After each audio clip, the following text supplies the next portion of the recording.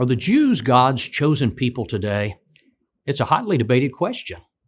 You only need to do a cursory search of the internet to find people vehemently arguing for and against this question.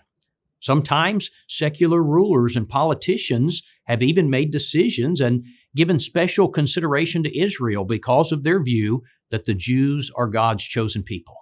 Well, of course, what we want to know is, what does the Bible say in answer to this question? First, it's clear that there was a time when the Jews were God's chosen people. Deuteronomy chapter 7 and verse 6, the Lord said to the Jewish nation via Moses, "For you are a holy people to the Lord your God. The Lord your God has chosen you to be a people for himself, a special treasure above all the peoples on the face of the earth." But to really appreciate and understand that statement, you've got to go back to the very beginning of the Bible. After Adam and Eve sinned in the garden, God said to the devil, he said to the serpent, "I will put enmity between you and the woman, and between your seed and her seed. He shall bruise your head, and you shall bruise his heel." Genesis 3:15. Now, the seed of the woman who would bruise the head of the serpent is a reference to Jesus Christ. It's a prophecy that Jesus would be born into the world of a woman. 9 chapters later, in Genesis chapter 12, verses 2 and 3, God made the following promise to Abraham. He said, "I will make you a great nation. I will bless you and make your name great, and you shall be a blessing. I will bless those who bless you. I will curse him who curses you." Now listen to this part. "And in you all the families of the earth shall be blessed." Friends, that too is a reference to Jesus Christ. Christ was going to be born into this world of a woman, and specifically, he would be a descendant of Abraham. Now, Abraham was the father of the Jewish nation. Friends, that's the sense in which the Jews were a chosen people. It was through them that the Messiah would come. Now, approximately 2,000 years later, Jesus was born of a woman, specifically a virgin, in the city of Bethlehem, and Jesus was born a Jew. Now, folks, that is the thrust of God calling the Israelites his chosen people. They were blessed to be the ones through whom the one and only Redeemer came.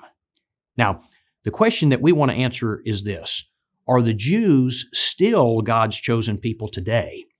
And the answer to that question is no. Today, Christians are God's chosen people. I want you to listen very carefully to 1 Peter chapter 2 and verse 9. This is written specifically to Christians. "But you are a chosen generation, a royal priesthood, a holy nation." Listen, his own special people. Verse 10 says this, "Who once were not a people, but are now the people of God, who had not obtained mercy, but now have obtained mercy." So, who are the children of God today? Friends, it is not the nation of Israel. It is not those who are biologically Jews. Listen to Colossians 3:11. It says that in Christ there is neither Greek nor Jew. Now, what's the point? You see, your biological heritage is irrelevant today with regard to being a child of God. Listen to Galatians chapter 3. "For you are all sons of God through faith in Christ Jesus. For as many of you as were baptized into Christ have put on Christ. There is neither Jew nor Greek. There is neither slave nor free. There is neither male nor female, for you are all one in Christ." Now listen very carefully to verse 29. "And if you are Christ, then you are Abraham's seed and heirs according to the promise." Now what promise is that? It's the promise of Genesis chapter 12. And what is the point of this text? Friends, here's the point. Today in the Christian age, anyone can be one of God's chosen children. It's not according to your biological birth. It's based on the new birth. It's based on obedience to the gospel and putting the Lord on in baptism. If you will do that, then you'll spiritually be a descendant of Abraham. And most importantly, you'll be a child of God.